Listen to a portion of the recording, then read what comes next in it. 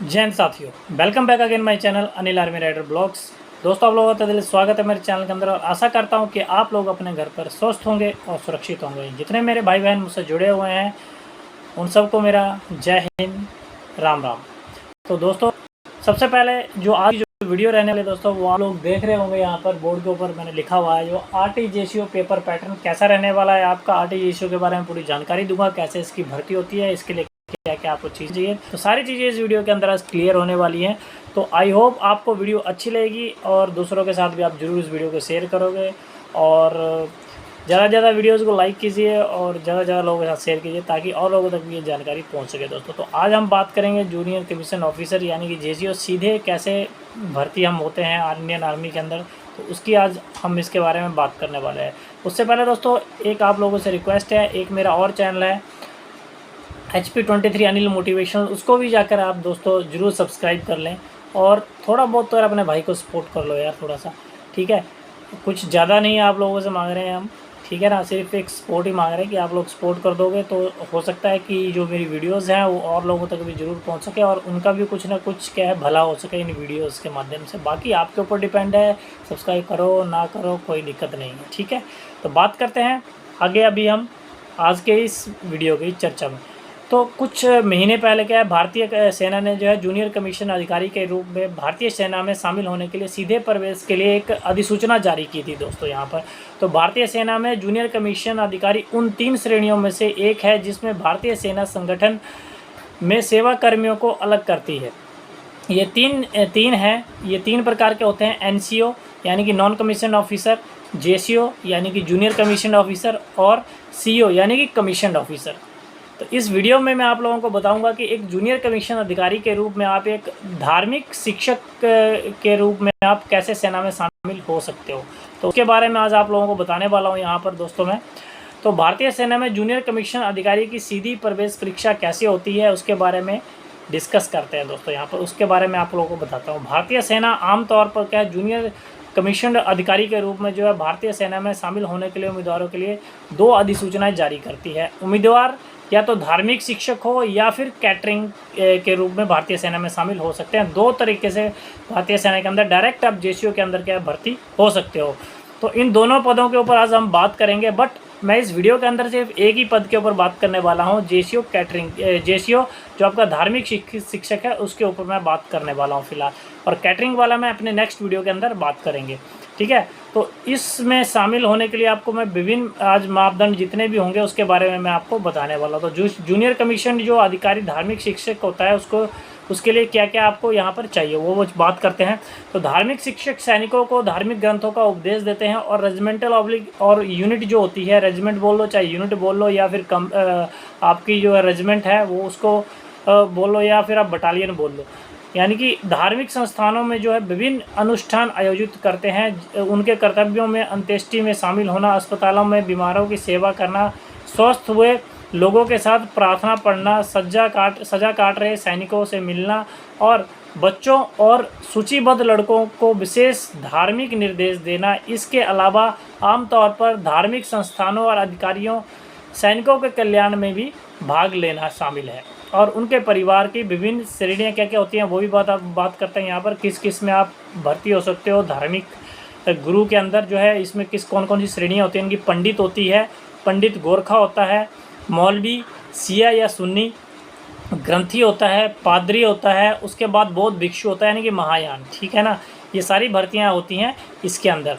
तो JCO धार्मिक शिक्षक जो है RT के इसके लिए शैक्षिक जो योग्यता है क्या क्या चाहिए, तो प्रमुख विषय जो होते हैं उनके प्रमुख विषय के रूप में संस्कृत, उसके बाद आगे कांड के साथ पंडित और उसके बाद पंडित गोरखा शास्त्री, और आचार्य के लिए क्या होता है 1 वर्ष का प्रमाण पत्र चाहिए होता है, ठीक है। ग्रंथी जो है सिख उम्मीदवार के लिए शैक्षणिक योग्यता बता दें यहाँ पर। भारत में कोई भी मान्यता प्राप्त विश्वविद्यालय है जो कि स्ट्रीम में स्नातक की डिग्री प्रदान करता है।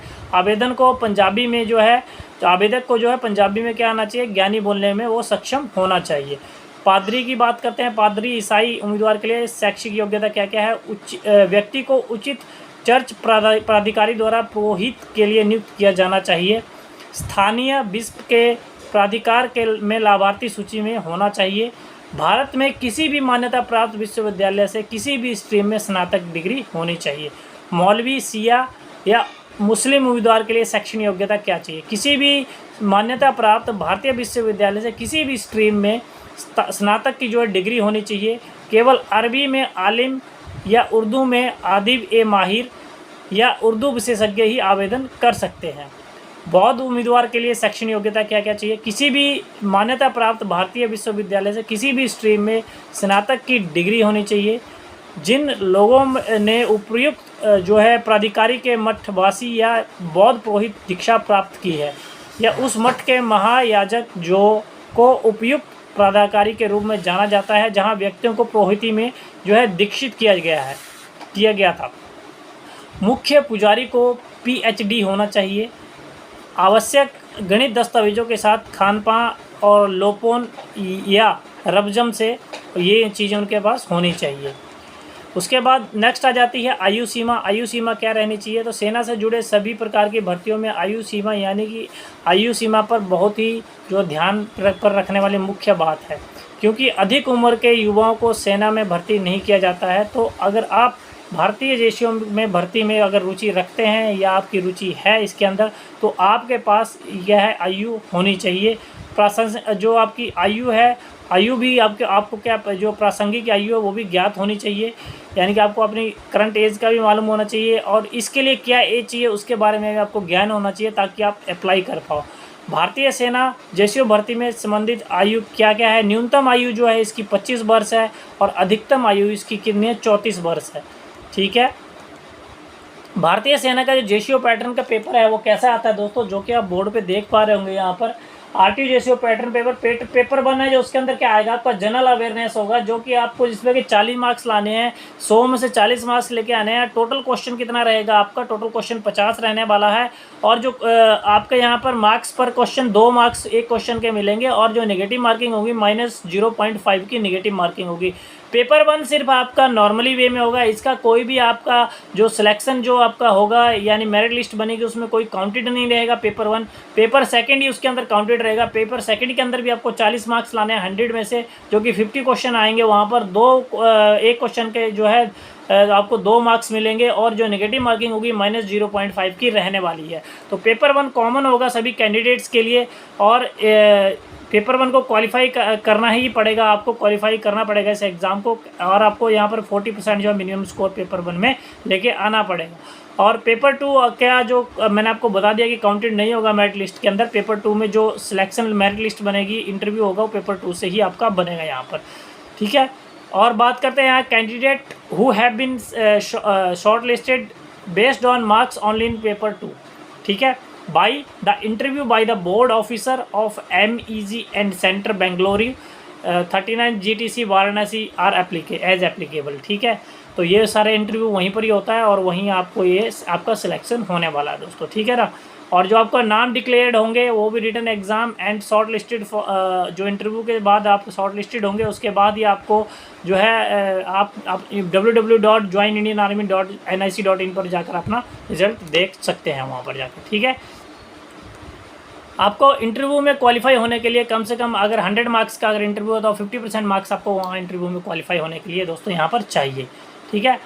फाइनल सिलेक्शन आपका बेस्ड होगा मेरिट लिस्ट के ऊपर और जो पेपर टू का जो और इंटरव्यू के ऊपर ही आपकी मेरिट लिस्ट बनेगी। और यहाँ पर चाहे कोई एक्स सर्विसमैन हो या सर्विसमैन हो या बारबीडो हो या वीडो हो या स्पोर्ट्समैन हो, NCC कर रखा हो या कंप्यूटर सर्टिफिकेट होल्डर हो, किसी के लिए भी कोई बोनस मार्क्स नहीं है दोस्तों यहाँ पर। अब बात कर लेते हैं शारीरिक मापदंड की। ऊंचाई कितनी चाहिए? यहाँ पर हाइट चाहिए 160 सेंटीमीटर और जो आपको चेस्ट चाहिए 77 चाहिए। यहाँ पर सभी के लिए एप्लीकेबल है। ठीक है। और वज़न जो आपका कम से कम 50 kg होना चाहिए और जो आपका जो रनिंग है वो 1600 मीटर के लिए आपको 8 मिनट का टाइम दिया जाएगा दोस्तों। यहाँ पर एज लिमिट आपकी 21 से 27 साल होनी चाहिए। ठीक है। चिकित्सा मानक की बात करें, आपकी चिकित्सा में एक उम्मीदवार के पास जो है मजबूत शरीर और अच्छा मानसिक स्वास्थ्य होना चाहिए। साथ ही साथ कम से कम 5 सेंटीमीटर छाती को वो फुला सके, ये विकसित होनी चाहिए। उसकी दोनों कानों से सुनने में वो सक्षम होना चाहिए। उसके पास पर्याप्त संख्या में प्राकृतिक दांत यानी कि स्वस्थ मसूड़ों के साथ 14 दंत बिंदु होते हैं वो होने चाहिए। उन्हें हाइड्रोसिल हड्डी की विकृति जैसे वेरिकोज नसें या बवासीर जैसे कोई भी उसे बीमारी नहीं होनी चाहिए। आवेदन कैसे करना है? अब उम्मीदवार को जो है नियमित रूप से जो joinindianarmy.nic.in की वेबसाइट के ऊपर जाना है और वहाँ पर जो पोस्ट की गई अपडेट है उस पर आपको नज़र रखनी है। अधिसूचना की आखिरी बार जो है फरवरी महीने में पोस्ट आई थी दोस्तों, तो मेरा अनुमान है कि आगामी सूचना जो है अगस्त 2023 में प्रकाशित हो गई थी शायद, मेरे ख्याल से पहले फरवरी में आया था, उसके बाद शायद अगस्त में आया था, और अब नेक्स्ट भर्ती के अंदर अब कब आएगा देखते हैं दोस्तों। ठीक है, भारतीय सेना में जो जेसीओ प्रवेश में जो संबंध में कोई भी अगर अपडेट चाहिए अगर आपको, तो आप मेरे इस चैनल को ज़रूर सब्सक्राइब करके रखें और भी लोगों को ज़रूर इस चैनल के बारे में बताएं और भी लोगों के साथ ज़रूर शेयर करें। और अगर ये जानकारी आपको अच्छी लगी होगी दोस्तों तो कमेंट करके भी ज़रूर बताएं कि आपको मेरे वीडियोस कैसे लग रहे हैं, और चैनल पर नए हो तो चैनल को सब्सक्राइब करना ना भूलें और बेल नोटिफिकेशन आइकन को दबाना ना भूलें दोस्तों। आपसे हमेशा एक यही रिक्वेस्ट रहेगी कि आप यार मेरे चैनल को ज़रूर सपोर्ट करें, क्योंकि आपका सपोर्ट ही एक सपोर्ट हमारे हौसले को बढ़ाता है और आप लोगों के लिए ऐसे ही वीडियोज़ मैं लेके आता रहूँगा। तो मिलते हैं इसी तरह नेक्स्ट इन्फॉर्मेटिव वीडियो के साथ, तब तक के लिए दोस्तों जय हिंद जय भारत।